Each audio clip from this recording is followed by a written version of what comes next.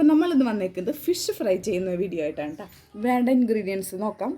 മുളക് പൊടി, ചെറിയുള്ളി, വേപ്പില, വെളുത്തുള്ളി, ഉപ്പ്, ഇഞ്ചി, മഞ്ഞൾപ്പൊടി, നമ്മുടെ പെരിഞ്ജീരകം, പിന്നെ കുരുമുളക് പൊടി.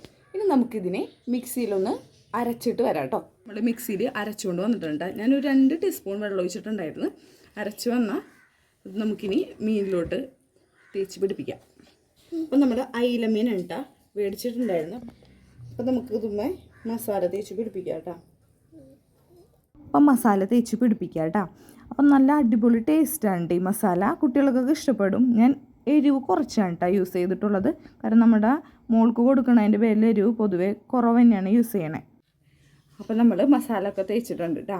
ഇനി നമുക്കൊരു 15 മിനിറ്റിന് ശേഷം നമുക്കിത് ഫ്രൈ ചെയ്തെടുക്കാം.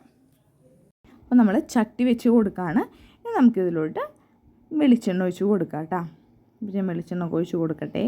ഇത് നന്നായിട്ട് തിളച്ച് വരുമ്പോൾ നമുക്ക് ഒരു തണ്ട് വേപ്പിലിട്ട് കൊടുക്കുന്നുണ്ട്. നല്ലൊരു ഫ്ലേവർ ആയിരിക്കുള്ളൂ ഫിഷ് ഫ്രൈ ചെയ്ത് വരുമ്പോൾ.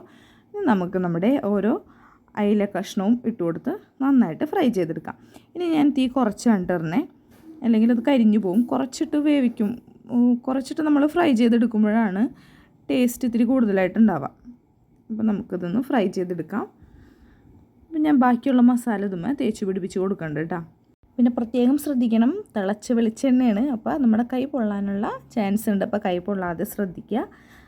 ഇനി ഇത് നന്നായിട്ട് ഫ്രൈ ആയി വരട്ടെ. കുറച്ച് കഴിഞ്ഞിട്ട് ഞാനിതിനെ മറച്ചിടാം കേട്ടോ. മറച്ചിട്ടിട്ട് നമുക്ക് കുറച്ച് നേരം വെയിറ്റ് ചെയ്യാം. നല്ല അടിപൊളി ഫ്ലേവറൊക്കെ വരുന്നുണ്ട് കേട്ടോ.